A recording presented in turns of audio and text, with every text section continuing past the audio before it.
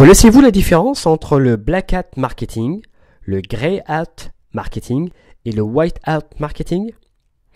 Eh bien, dans l'épisode d'aujourd'hui, nous recevons un invité de renom qui va nous donner sa définition du gros hacking, une méthode d'accompagnement, car effectivement, il va nous livrer sa méthode pour notamment bien doubler le nombre de vos prospects. Il nous révélera également quelques techniques inédites de génération de trafic.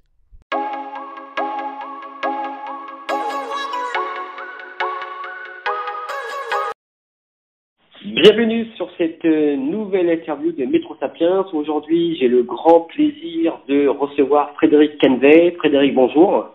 Bonjour. Comment vas-tu, Frédéric? Parfaitement. J'ai hâte de parler avec toi de growth hacking. Le growth hacking, effectivement, c'est le sujet d'aujourd'hui, car tu viens de publier il y a quelques semaines un livre qui est consacré donc au sujet et qui s'appelle tout simplement le growth hacking, 8 semaines pour doubler le nombre de vos prospects. Donc c'est un ouvrage que tu as publié en partenariat avec Grégoire Gambato, et la spécificité de ce livre, c'est qu'il y a inclus 4 heures de formation vidéo. C'est bien ça? Exactement. En fait, on l'a conçu comme une méthode. Alors d'abord, il y a le bouquin qui est vraiment fait pour ceux qui débutent, en fait, par exemple une start-up, un créateur d'entreprise, un entrepreneur, et qui a un projet. Et donc le bouquin vraiment passe en 8 semaines en disant voilà, j'ai une idée, comment je fais pour la vérifier, comment je fais pour créer l'environnement minimum pour me faire connaître sur le web ou en physique. Ensuite, comment je vais pouvoir avoir mes premiers clients. Ensuite, comment je vais pouvoir accélérer ma croissance. Comment je vais pouvoir optimiser en fait ma visibilité. Et enfin, comment je vais pouvoir améliorer ma rentabilité et fidélité. Ça, c'est le bouquin, c'est 8 semaines. On part vraiment de zéro. En plus de ça, en plus de ça, en fait, il y a la partie vidéo. Et là, en fait, c'est 4 heures de formation vidéo où, en fait, je pars d'un cas pratique qui est très simple. J'ai un site internet qui est là pour générer du lead. Comment on va faire pour améliorer le site internet, en particulier, soit c'est la génération de trafic ou de la conversion. Là, par exemple, c'est de la conversion pour, en fait, avoir plus de rentabilité. Donc là, on applique les méthodes à quelque chose qui est existant. Là, on ne parle pas de zéro. D'accord. Alors, avant de démarrer sur justement les différentes étapes du growth hacking, est-ce que tu peux nous donner une définition simple pour quelqu'un qui n'est pas technicien, qui n'est pas développeur, qui n'a pas de lien direct avec l'informatique? Qu'est-ce que le growth hacking, de manière très simple? Alors, en fait, c'est vraiment très très simple. En fait, le growth hacking, ça a l'air compliqué parce que c'est des termes anglais. En plus, ça fait un petit peu peur quand on parle de hacking. On se dit hacking, c'est des gens en fait qui vont pirater les choses, qui vont faire du détournement de fichiers, etc., etc. Or, en fait, le growth hacking, c'est pas ça. Le growth hacking, en fait, pour moi, ça met des mots, ou en tout cas, c'est une définition sur quelque chose que je faisais depuis très très longtemps, c'est-à-dire essayer en fait de faire un maximum de choses avec un minimum de résultats. C'est ce que j'ai appelé souvent, moi, l'efficacité maximale. En fait, l'origine des techniques du growth hacking, c'était les startups américaines qui ont appliqué en fait les méthodes agiles. Agile, c'est-à-dire qu'en fait, on va utiliser des cycles de décision courts, baser ces décisions sur du ROI, avoir des ressources limitées, les exploiter un maximum, pour tout simplement avoir un résultat qui soit au top malgré ce qu'on ait de petites ressources. Ensuite, la deuxième chose, c'est que le growth hacking aussi vient des startups américaines, parce que tout simplement, pour réussir dans des domaines où il y a une grosse concurrence, où il y a beaucoup de monde, et parfois il faut franchir un petit peu les limites. Et c'est pour ça en fait qu'il y a vraiment deux pans dans le growth hacking. Il y a la partie growth, et c'est celle qu'on oublie le plus souvent, mais pourtant c'est ce qui est le plus important, c'est comment on va construire son succès dans le temps. Et la partie growth en fait utilise en particulier ce qu'on appelle le tunnel AAR, on verra tout à l'heure, qui est en fait un tunnel qui permet de modéliser son cycle de vente et ainsi savoir où on va agir en priorité pour soit améliorer le trafic, soit améliorer les conversions, soit améliorer le revenu, soit améliorer la fidélisation. En fait, on fait une analyse de son cycle de vente grâce à ce tunnel-là et après on prend les bonnes décisions. Le deuxième pan dans le growth hacking, c'est forcément hacking. Et c'est ce que les gens pensent un petit peu trop. C'est souvent les méthodes un petit peu magiques, les logiciels qui qui font gagner du temps, qui automatisent les choses, comment on va aller récupérer des emails, des choses comme ça. Et en fait, c'est ça qui parfois donne une image un peu négative du growth hacking, parce que les gens se disent, ouais, mais les growth hackers, c'est ce qu'ils font, ils vont récupérer des emails et ils spam. Or, le growth hacking, c'est pas ça, hein. Comme je l'ai dit, il y a growth, d'accord, et ensuite il y a hacker. Growth hacking, en fait, c'est des techniques qui permettent de détourner le système. Et en fait, il y a grosso modo 3 types de hacking que l'on peut faire. Le hacking que je appelle blanc, moi le white growth hacking, ce sont simplement des techniques légales, mais en fait qui osent remettre un petit peu en cause les choses établies. C'est-à-dire que souvent en fait il y a des règles dans un marché, il y a des règles dans un secteur d'activité. Ben, qu'est-ce qu'on va faire? On va balayer ces règles-là.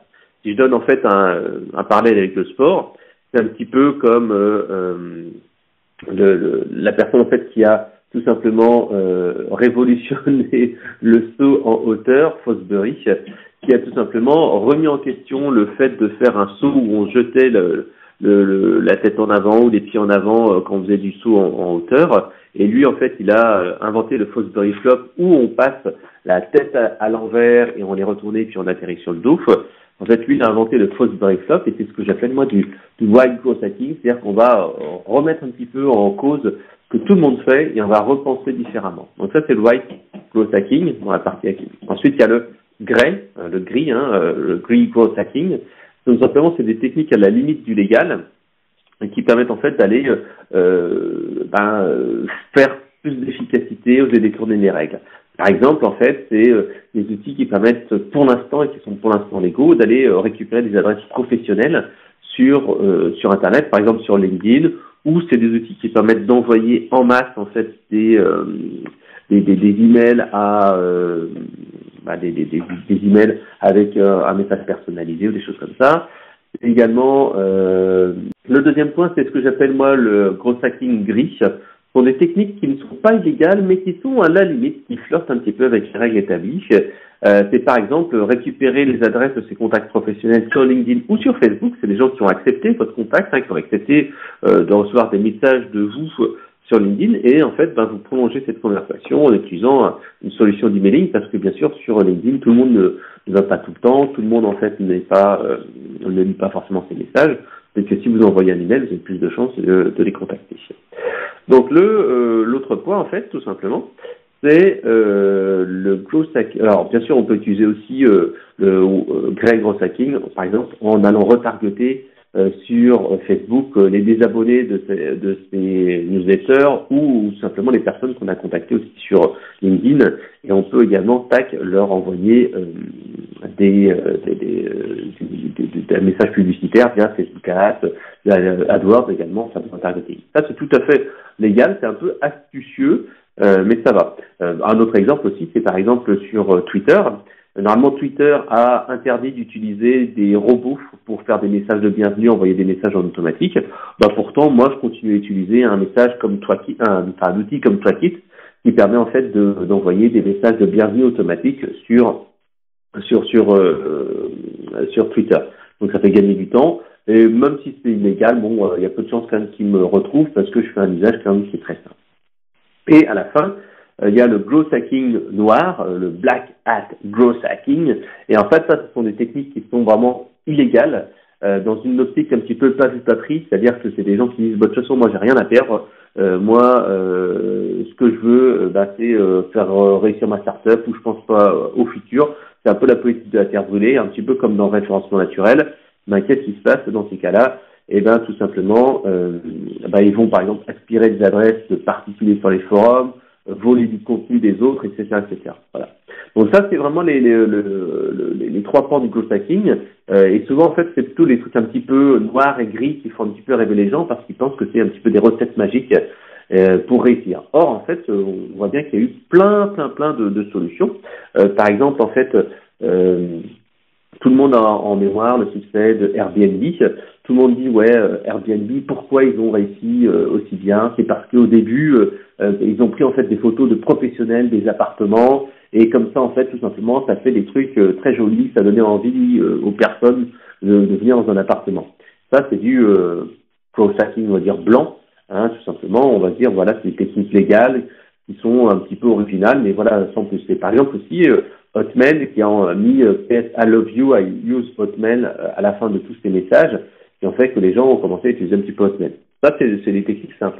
Mais ce qu'on ne sait pas, c'est que par exemple Airbnb a également utilisé des techniques de growth hacking un peu grises pour aller faire décoller un petit peu leur croissance. Par exemple, au début, ils ont utilisé Craigslist, qui est l'équivalent du Bon Coin aux États-Unis, et ils ont mis un petit outil qui permettait d'envoyer un message automatique à toutes les personnes qui mettaient en location une chambre ou un appartement sur Craigslist, en leur disant « Hey, vous savez que en mettant votre annonce de location sur Airbnb, vous pourriez vous faire entre 250 et 500 dollars par semaine. Allez, inscrivez-vous, allez sur ça. » Voilà. Il y a un autre exemple un peu plus français, c'est par exemple Quel Job en fait qui était un moteur de recherche d'offres d'emploi. Au départ, en fait, ils n'avaient pas l'autorisation d'aller reprendre les annonces de la NPE, de la PEC et tout ça sur leur site internet, et pourtant ils l'ont fait. Après, ça s'est réglé un petit peu à l'amiable, et comme ça, en fait, ils ont eu une base d'annonces. Après, si je vais dans le black growth hacking, il y a également des Français qui sont particulièrement illustrés là-dessus. Je nommerai par exemple Xavier Niel, le PDG de Free. Au début, qu'est-ce qu'il a fait? Il a inventé ce qu'on appelle le turbophone. Le turbophone, en fait, il permettait d'aller envoyer rapidement un message de manière automatisée à l'époque du Minitel. Et donc, Xavier Niel, qu'est-ce qu'il a fait? Il a tout simplement utilisé son petit outil pour aller détourner les clients de la messagerie rose 3615 ULA pour aller sur son propre 3615.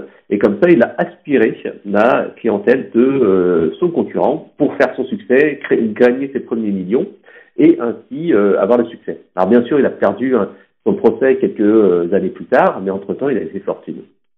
Donc c'est pour ça en fait que le growth hacking noir et gris fait un petit peu rêver parce que c'est des méthodes de flubistier, c'est des méthodes de forbans. C'est pour ça que souvent le growth hacking est associé aux pirates. Et donc c'est des techniques qui sont parfois à la limite de la légalité. Mais il faut bien sûr rester dans son poisson légal. Voilà. D'accord. Est-ce que tu peux nous parler justement comment tu as séquencé ton livre, parce que tu le fais en 8 semaines. Est-ce que tu peux également nous parler des différentes étapes du growth hacking, notamment le AAR? Oui. Alors en fait, le livre en fait, comme je le disais, part vraiment de l'analyse du marché et valider que son besoin correspond à une véritable offre. Ça, c'est vraiment essentiel parce que il y a trop de gens qui se lancent dans un projet, qui se lancent dans un produit et qui n'ont pas un produit qui est adapté. Ça, c'est vraiment, ça fait vraiment mal parce qu'en fait, t'as vraiment beaucoup de gens qui passent du temps, même j'avais un de mes amis, tu vois, qui va lancer une start-up. C'était un petit peu l'équivalent de Toc Toc Toc de Tycruit, c'est-à-dire se faire livrer des trucs chez soi en X heures chrono, sauf qu'on pouvait se faire livrer ce qu'on voulait. Et en fait, donc, il a fait ça. Et donc, en fait, le problème, c'est ce qui s'est passé, c'est qu'en fait, sur l'idée, sur le papier, c'était bien. C'est vrai que pouvoir se faire livrer par un cycliste ou par un mec en moto ou même par un mec à pied, ce que tu veux, tu peux te faire livrer des couches, tu pouvais à l'époque même essayer de te faire livrer un McDo ou des choses comme ça. Et donc en fait, c'est vrai que sur le papier, ça a l'air intéressant.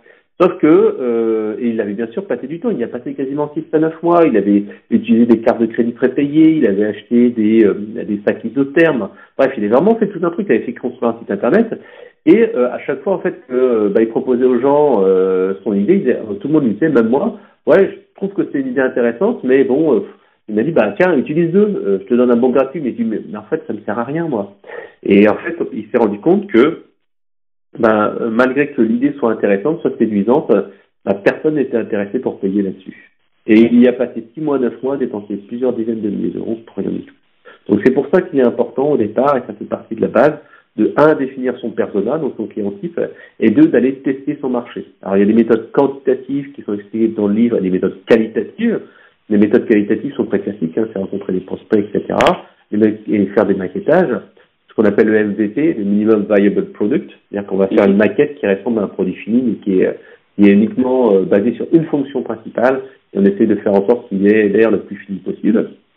Et deuxième chose, c'est des études quantitatives, et là on va utiliser plein d'outils, comme par exemple Facebook Ads, pour valider un concept, on crée une landing page, c'est-à-dire une page de vente en fait d'un produit, même s'il n'existe pas, et on fait des annonces publicitaires, par exemple sur Facebook Ads, aussi sur le Bon Coin. Si on veut tester une idée, si on a des idées un petit peu low cost, rien n'empêche d'aller sur justement ces plateformes-là comme Le Bon Coin, comme Facebook Ads, c'est une petite annonce et puis voilà, tester son produit, tester son offre, tester son prix.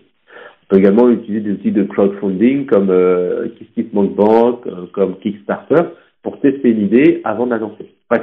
Et ça, en fait, c'est des outils qu'on peut utiliser tout le temps. C'est pas forcément du growth hacking, c'est juste le growth hacking, comme je le disais, c'est structurer son activité et rationaliser un petit peu ce qu'on va faire. Par exemple, pour le titre du bouquin, le titre 8 semaines pour doubler le nombre de ses prospects, etc. Moi, je l'ai testé avec une petite campagne de Facebook Ads. Ça m'a coûté entre 50 et 75 euros, si je me souviens bien. Et j'ai testé comme ça sur un certain nombre de cibles qui étaient liées au marketing sur Facebook Ads, les différents titres. Et en fait, c'est celui-là qui est sorti en premier. J'avais également testé avec une mini-étude sur mes clients. Alors, pas sur tous mes prospects, enfin, tous mes abonnés, mais uniquement sur mes clients à moi. Sur ce titre-là, et c'est ce titre-là aussi qui a été le plus intéressé. Donc j'ai fait une petite enquête avec un outil d'enquête, et donc en fait j'ai su que c'était celui-là qui était vraiment le plus intéressant. Et d'ailleurs c'est une méthode qui fonctionne très bien et qui a été utilisée pas mal de fois. Par exemple, la semaine de 4 heures, qui est un livre de Tim Ferriss, a été testé avec cette méthode-là. Le titre à la semaine de 4 heures a été testé avec des annonces Google AdWords et qui ont fait en sorte que c'était ce titre-là qui a marché le plus. Voilà. Donc ça c'est un petit peu la base de l'analyse du marché, mais ce qui est intéressant, c'est que en growth hacking, il y a un tunnel à utiliser. C'est ce que je disais tout à l'heure, c'est le tunnel AAR. C'est-à-dire qu'on va modéliser son cycle de vente en disant, voilà, il y a une partie acquisition de trafic. Alors, sur le web, ça peut être du référencement naturel, ça peut être des annonces AdWords, ça peut être ceci, cela. Dans la boutique physique, ça peut être par exemple des gens qui passent dans ta boutique et qui passent devant, attirer du trafic dans ton magasin. La deuxième chose, en fait, c'est la partie activation. L'activation, c'est les gens, par exemple, qui rentrent dans le magasin. C'est ça qui est important.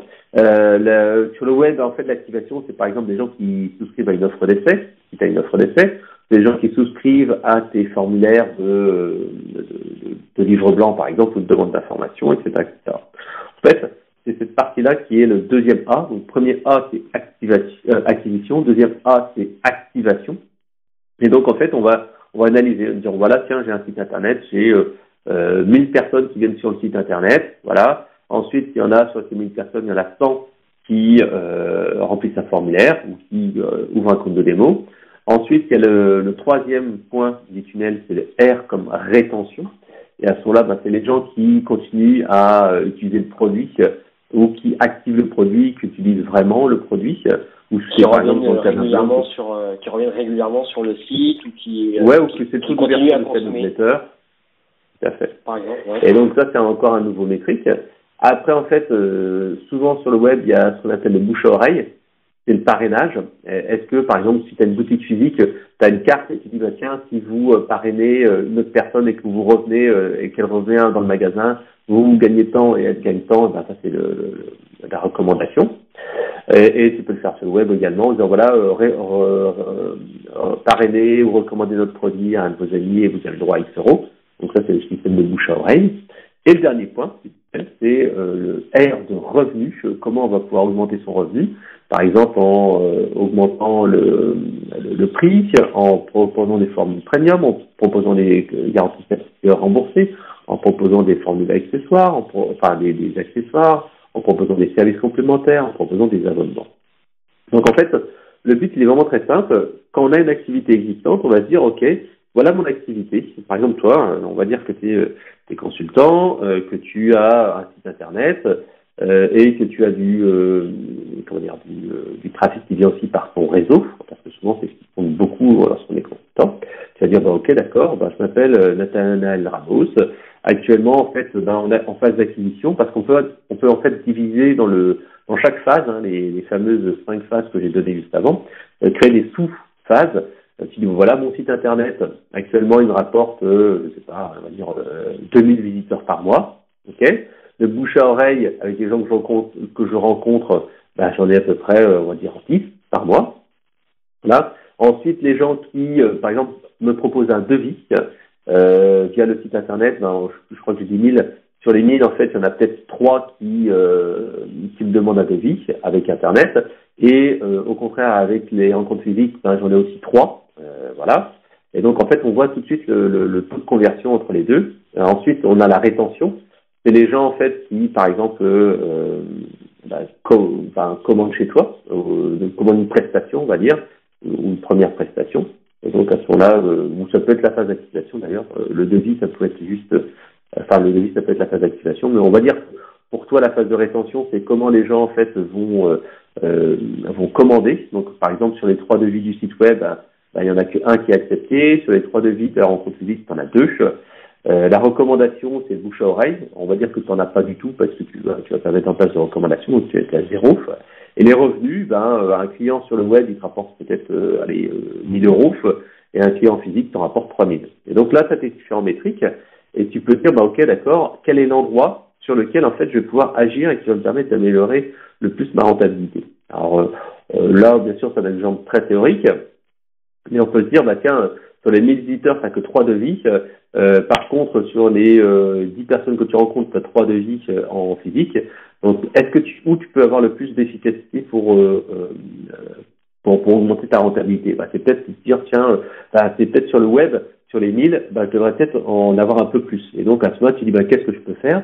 Et là, tu utilises en fait la méthode, ce qu'on appelle de brainstorming créatif, c'est aussi ce qu'on appelle la méthode ICE. C'est-à-dire qu'en fait, on va essayer de trouver quelle est la meilleure solution. Alors, ça commence par un principe très simple, c'est qu'on va commencer à brainstormer des idées. Et ça, c'est vraiment une clé. C'est-à-dire qu'on ne va pas se limiter comme on le fait parfois en disant, voilà, c'est ça la bonne idée. Non, on va véritablement essayer de réfléchir un petit peu à ce que l'on peut faire. Donc, on va prendre 1 heure ou 2, et là, on va penser aux idées que l'on va pouvoir mettre en place. Donc, en fait, par exemple, tu peux dire, pour augmenter la conversion de mon site internet et d'avoir plus de demandes de devis, qu'est-ce que je vais faire? Peut-être que je vais modifier mes emails, ma séquence email marketing automation. Par exemple, je vais peut-être personnaliser un peu plus mes messages. Par exemple, je vais mettre des témoignages de clients contents. Par exemple, je vais segmenter ma cible en disant, tiens, il y a les entrepreneurs, d'un côté les blogueurs, d'un côté les entreprises. Et selon le profil, en fait, je vais leur envoyer des messages qui vont être différents. Donc, en fait, tu vas, comme ça, lister toutes tes idées. Tu vas essayer aussi d'en chercher un petit peu sur Internet. Et après, en fait, tu vas tester ces idées. Donc, tu identifies le problème, tu listes les solutions possibles. Ensuite, tu vas prioriser en disant, voilà, la solution qui est de segmenter entre particuliers, entreprises, machin, etc. On va noter ça. Et pour ça, on va utiliser cette fameuse méthode ICE en disant l'impact, la simplicité à mettre en place et la facilité. Donc, en fait, tu vas dire, OK, l'impact pour le business, par exemple, de faire segmenter, ça peut avoir un impact de 1 à 10, de 7. Le coût de la mise en œuvre, finalement, c'est assez simple, parce que tu as une solution de marketing automation, on va dire que c'est 4. Et l'effort, par contre, va être assez important parce que tu dois savoir comment faire, tu dois créer plusieurs séquences. Donc là, tu vas dire, l'effort va être vraiment fort. Donc, en fait, je vais mettre 3. Voilà. Et donc, en fait, tu notes comme ça à chaque fois. Tu dis à chaque fois l'impact, le coût et l'effort. Alors, le coût, bien sûr, c'est le coût direct et indirect, c'est-à-dire que c'est le coût de réalisation. Donc, comme ça, tu vas lister toutes tes idées et tu vas avoir un outil qui va te permettre de choisir. Et généralement, tu testes 1 à 3 idées. Généralement, il y a un quick win. Un quick win, c'est un truc que tu fais en 2 secondes, qui est une idée qui est vraiment simple et que tu vas avoir un impact maximum. Par exemple, les témoignages clients, je pense que toi, tu peux en avoir très rapidement. Et tu dis, tiens, voilà, je vais dans ma séquence d'automation, je vais mettre 3-4 témoignages clients en différents secteurs d'activité. Et après, tu testes. Et tu lances, en fait, tes tests, 1 par 1 ou 2 par 2, mais généralement, il faut faire 1 par 1. Et tu vois ce qui marche. Et si ça marche, tu continues et t'améliores. Si ça marche pas, en fait, tu changes. Voilà. C'est aussi simple que ça.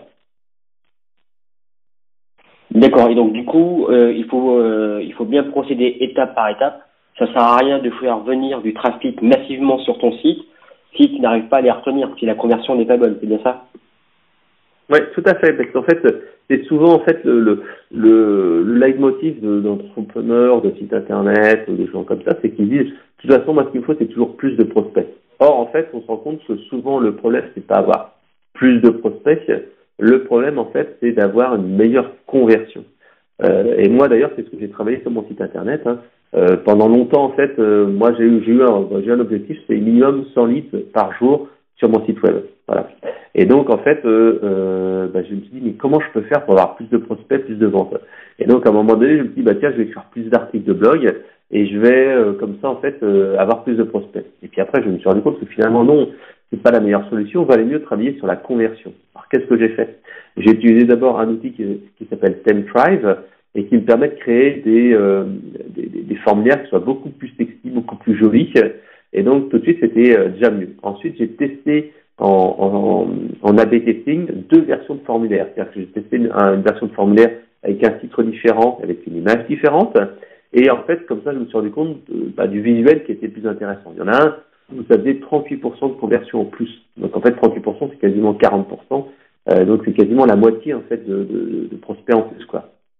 Donc rien qu'en changeant le visuel et le titre. Ensuite, après, je me suis dit, tiens, il faut peut-être que je fasse des bonus un peu plus contextualisés. Et sur les pages, en fait, sur lesquelles j'avais plus de trafic, j'ai créé des bonus spécifiques là-dessus. Donc, en fait, ça a permis que, par exemple, j'ai un guide sur les communiqués de presse, j'ai un guide sur les partenariats, j'ai un guide sur le référencement, etc., etc. Et comme ça, en fait, je suis passé de 1, et quelques de taux de conversion à 2, quelque chose. Donc, en fait, ça a eu vraiment un impact important. Un trafic équivalent, j'ai eu beaucoup plus de prospects. Voilà, le double, grosso modo. D'accord. Donc, procéder par étapes. Ça sert à rien de faire venir 1 million de visiteurs sur ton site si il y a à peine 1% qui reste, mais c'est plutôt intelligent et pertinent de travailler sur la conversion, la rétention.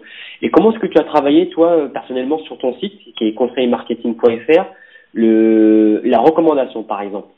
Si tu te dis, tiens, j'ai besoin de développer le bouche à oreille, par exemple. Alors, en fait, je l'ai fait de plusieurs manières. Alors, je vais vous donner un exemple générique sur mon site. C'est tout simplement parce qu'il y a un programme d'affiliation. Dans la séquence d'autorépondeur que reçoivent tous mes clients, à un moment donné, il y a un message qui leur dit, je vous offre 30%, vous gagnez 30% sur le prix de mes produits ou quelque chose comme ça. Et en fait, c'est un programme d'affiliation. Je leur dis, voilà, c'est très simple. Faites la promotion, partagez partagez sur vos réseaux sociaux mon bouquin sur tel truc. Et vous allez toucher automatiquement 30% sur les ventes. Ça vous prend 5 minutes et vous allez pouvoir comme ça obtenir 30% sur le chiffre d'affaires, c'est-à-dire X euros. Ça, c'est la partie en fait où je propose mes produits. Pour le livre, en fait, le growth hacking, tout simplement, il y a aussi le même système, c'est-à-dire que si les personnes qui ont acheté le bouquin se taguent sur Facebook, LinkedIn, Twitter, etc., ou font un commentaire sur Amazon, tout simplement, et qui me mentionnent et qui m'avertissent, automatiquement, en fait, je leur offre 2 mois d'abonnement à ma formation vidéo, la Star Marketing Academy.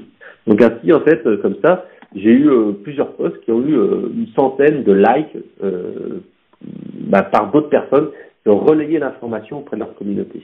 Et ça marche vraiment bien parce qu'en fait, c'est pas toi qui fais de la pub, c'est eux, en fait, qui font ta propre promotion et qui disent, ouais, c'est super, j'ai acheté le bouquin, achetez-le, il est génial, etc., etc. Et donc, en fait, forcément, les autres disent, ah ouais, tiens, justement, j'avais besoin d'en acheter, qu'est-ce que t'en penses, j'hésitais à l'acheter, blablabla. Et moi, pour moi, ça ne coûte pas très cher parce qu'en fait, les accès à la formation vidéo, c'est du produit numérique. Donc, en fait, pour moi, c'est, entre guillemets, zéro le coût, quoi. Ça me prend 5 minutes d'activer les accès. Donc ça, c'est un système vraiment très simple qu'on peut mettre en place et qu'on est dans une boutique physique. Hein. Là, c'est tout simplement la carte de parrainage et on dit, tiens, envoyez un email ou envoyez un SMS à telle personne. Vous venez tous les deux en même temps et vous avez un bon de réduction. Enfin bon, il y a plein de systèmes comme ça. Alors, je rappelle que le livre a été publié chez Duno, c'est bien ça? Oui, tout à fait. Il a été publié chez Duno en début octobre, fin septembre. Et c'est vrai que j'ai essayé d'appliquer au livre les techniques de promotion que je recommande dans le livre. Le truc aussi, c'est qu'il faut un petit peu de temps pour s'y mettre. Hein. À chaque fois, moi, j'ai prévu à chaque semaine, entre guillemets, les 8 semaines, du travail. Pour le bouquin, j'ai pas encore réussi à mettre tout en application parce qu'en fait, j'ai fait un plan de lancement. C'est-à-dire que j'ai un fichier Google Sheet où je dis, qu'est-ce que tu dois faire pour telle chose, telle chose, telle chose, telle chose. Par exemple, en fait, j'ai fait un test Facebook Ads. C'est-à-dire que j'ai ciblé sur Facebook Ads les pages Facebook avec un gros trafic sur les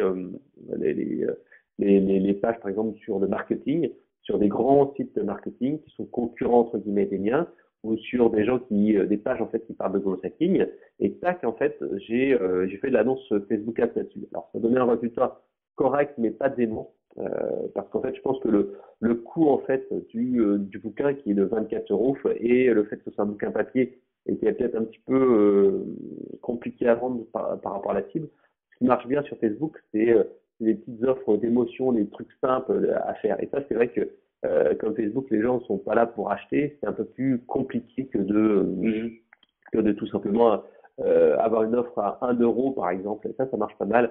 Sur Facebook, les gens ils ont juste à dire ok bah je clique là-dessus et je commande, etc., etc. Donc là j'ai essayé, j'ai fait aussi, j'ai eu dans le correct, mais c'était comme des pas dément. J'ai également fait pas mal de techniques sur LinkedIn. Par exemple, j'utilise un petit outil qui s'appelle LinkedIn Helper, qui permet en fait d'ajouter automatiquement des personnes selon un profil ciblé. Et donc tout simplement, j'ai recherché tous les gens qui étaient growth hackers ou qui faisaient du growth hacking, tout simplement en cherchant dans leur profil, dans leur bio, le mot growth hacking. J'ai programmé un message automatique de demande de contact qui était bonjour, je suis passionné de growth hacking, blablabla. Bla, bla, bla. Et ensuite derrière, j'avais un second message qui leur disait merci d'avoir accepté mon invitation. D'ailleurs, voici le lien vers mon livre sur le growth hacking si jamais ça peut vous intéresser, blablabla. Bla, bla, bla. Et en fait, grâce à ça, j'ai généré plusieurs dizaines de ventes de bouquins. Donc en fait, c'est des gens que je connaissais pas du tout. J'ai mis en place un système qui va permettre comme ça d'ajouter plusieurs centaines de personnes en très peu de temps et de générer des ventes vraiment avec un temps et un coût qui est ridicule parce qu'en fait, le coût de cet outil LinkedIn Helper, c'est 7 euros par mois à peu près. Et le temps que ça me prend, après, c'est pour répondre de manière un peu plus personnalisée aux personnes. Donc voilà, c'est vraiment simple à faire et ça marche très bien. Donc c'est un exemple. D'accord. Donc on rappelle donc l'ouvrage a été publié chez Duno. On le retrouve sur toutes les bonnes librairies, online et offline. On rappelle qu'il y a une méthodologie qui est fournie. Tu as 4 heures de coaching vidéo qui est proposé avec l'achat du bouquin et que tu donnes l'accès à un groupe privé sur Facebook où les gens peuvent échanger sur différentes thématiques, différentes méthodes, j'imagine, et pouvoir bien créer une communauté de growth hackers, on va dire ça comme ça. C'est bien ça? Ouais, tout à fait. Parce qu'en fait, moi, je me rends compte de plus en plus que les gens ne veulent plus juste avoir un bouquin ou juste avoir une formation vidéo. Ils ont besoin de poser des questions, échanger entre eux. Et c'est vrai que si toi, tu dois faire tout le support technique pour tout le monde, ça devient vite compliqué. C'est pour ça, en fait, qu'il y a un groupe. Moi, je le recommande pour tous les coachs, pour tous les consultants, etc.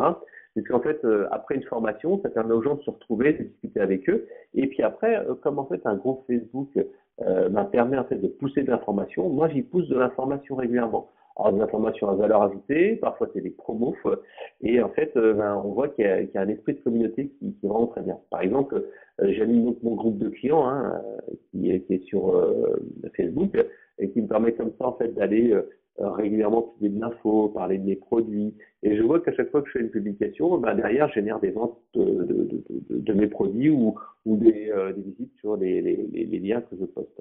J'ai une autre communauté qui s'appelle des community managers francophones, là que je co-anime avec plusieurs personnes.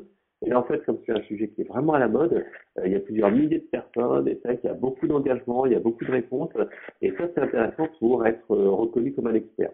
Donc le groupe est vraiment intéressant parce que ça permet à toi entre guillemets d'être un des leaders du groupe, tout simplement. Et ensuite, ça te permet de rassembler des gens qui sont intéressés par une thématique. J'ai fait la même chose sur LinkedIn, c'est-à-dire que actuellement, je travaille pour une société qui est dans le domaine de la relation client. Et donc, en fait, j'ai ajouté comme ça les milliers de personnes qui font partie du domaine des centres d'appel, de l'expérience client, de la transformation digitale.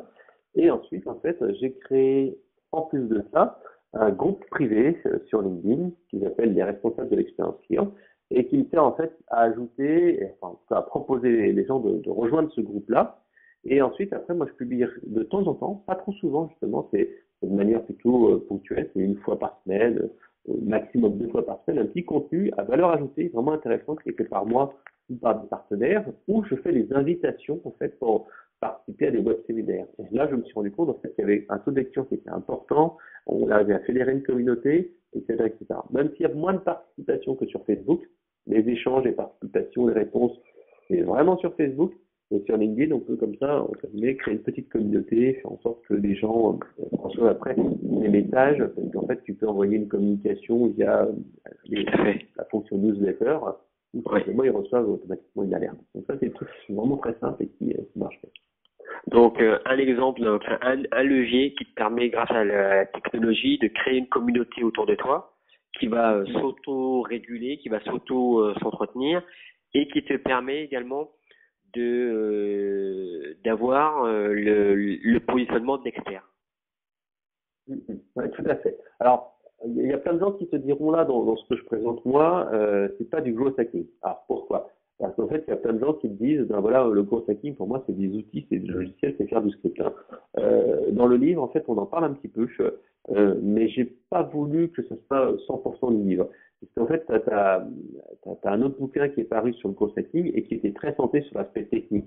Comment vous avez une landing page, comment utiliser des robots. Mais je pense qu'il n'y a pas que ça. Même si maintenant, de plus en plus, il y a des logiciels pour tout. C'est-à-dire que, en fait, il y a une démarche, en fait, qui est relativement simple. C'est-à-dire que tu dois, le contacting est vraiment orienté comme ça. C'est vraiment une démarche. C'est-à-dire qu'en fait, tu dois avoir une mentalité qui doit faire que, quand tu vois, en fait, un potentiel de vente, mais en fait, tu dois essayer de savoir comment tu vas pouvoir l'exploiter au mieux. Alors, tu peux l'exploiter au mieux, soit en fait de manière automatique avec un logiciel, soit de manière humaine, parce que parfois, en fait, il faut de l'humain. Donc, en fait, il faut que tu identifies une opportunité qui peut être un carrefour d'audience, par exemple Facebook, Twitter, etc. Tu peux aussi identifier une opportunité qui est, comme je disais tout à l'heure, la conversion du site. Donc, tu dois te dire comment je peux identifier cette opportunité. Imaginons que tu sois un artiste, hein, et un artiste peintre ou quelque chose comme ça. Tu dis, bah voilà, ok, maintenant je suis artiste peintre. Je cherche en fait à avoir plus de clients, à vendre plus de toiles. Comment je peux faire? Alors, je peux me dire, bah tiens, il y a des carrefours d'audience, où sont nos clients? C'est par exemple Facebook. Je sais que tous mes clients, ou beaucoup de mes clients sont sur Facebook. Donc, qu'est-ce que je vais faire? Bah, je vais utiliser peut-être Facebook Ads pour aller cibler les gens qui sont fans de tel art, mais qui sont plus étudiants et qui sont dans tel secteur d'activité. Ou alors, je vais me dire, bah tiens, il faut que j'aille sur un site internet précis, ou je vais peut-être aller sur LinkedIn parce qu'il y a des gens qui sont, par exemple, galéristes ou des choses comme ça. Voilà. Donc, en fait, je vais identifier une opportunité. Je vais voir comment l'exploiter. Et comment l'exploiter, ça peut se faire manuellement, automatiquement ou en sous-traitant. Manuellement, c'est généralement où on commence par là. C'est-à-dire que, ben, on dit, tiens, il y a un truc à faire peut-être sur LinkedIn.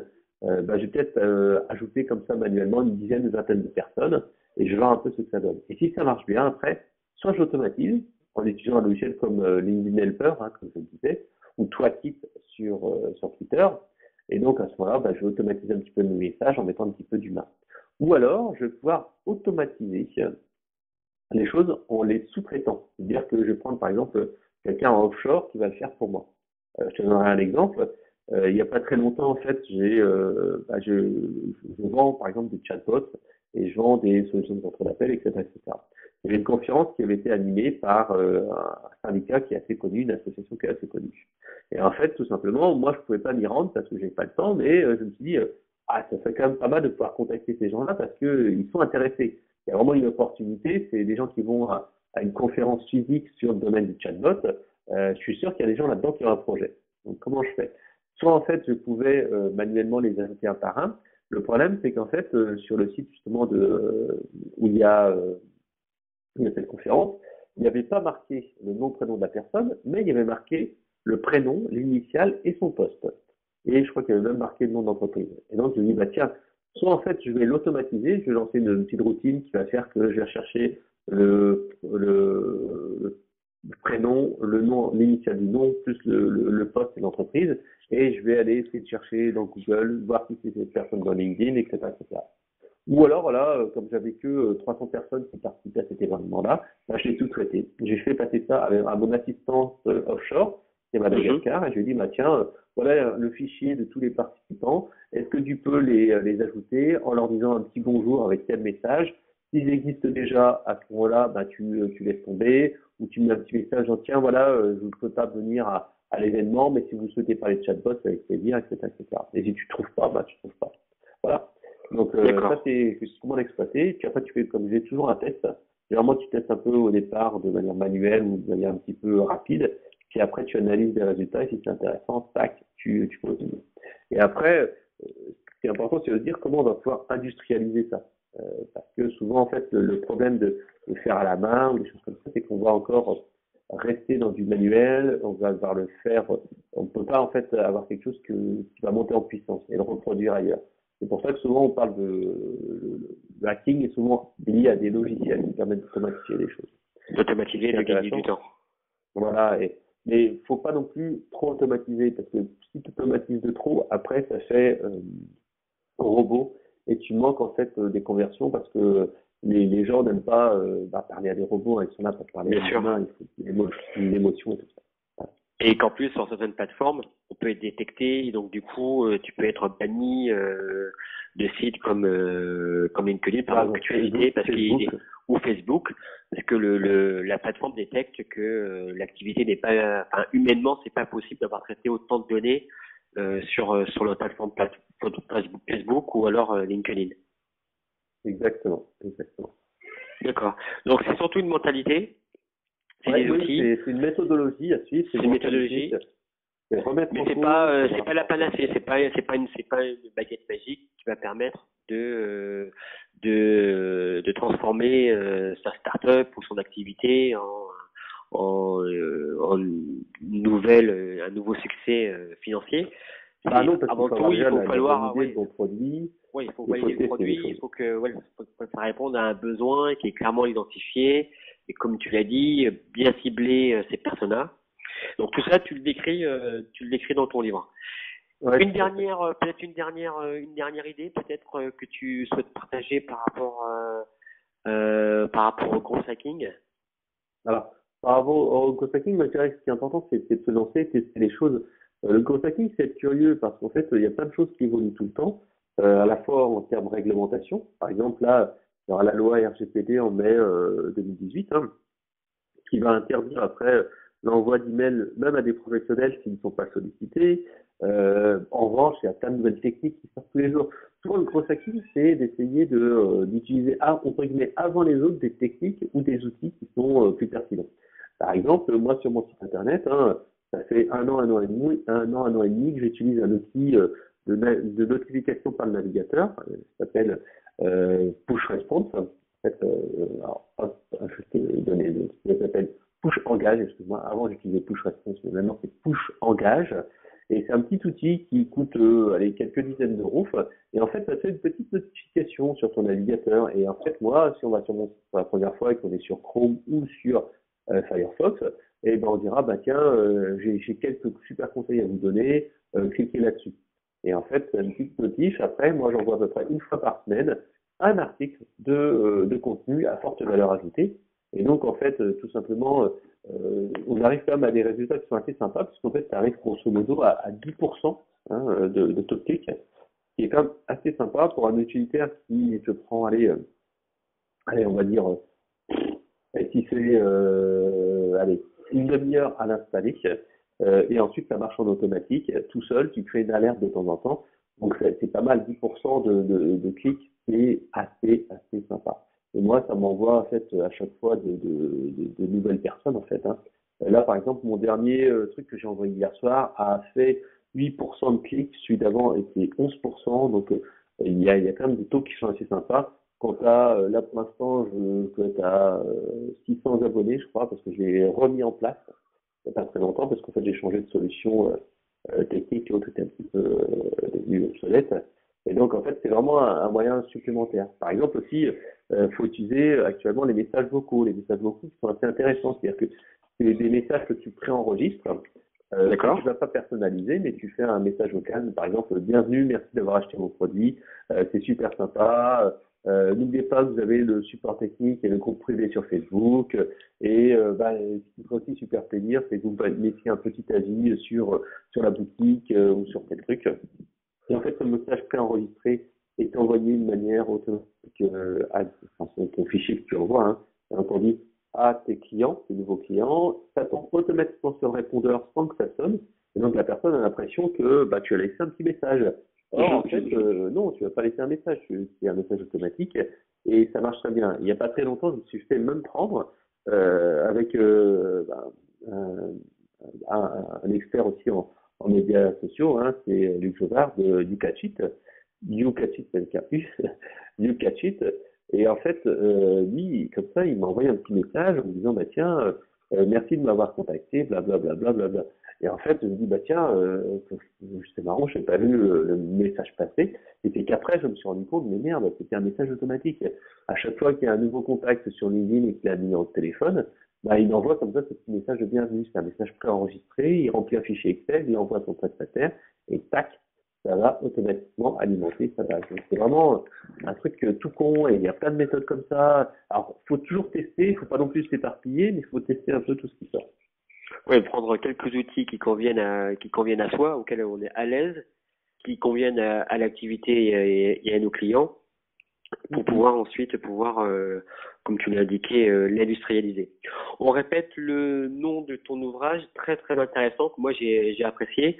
Ce que j'ai apprécié, c'est surtout le fait que ce soit bien séquencé, qu'il y a différentes étapes, qu'à la fin de chaque chapitre, comme c'est découpé par semaine, donc tu peux appréhender la méthodologie semaine par semaine avec des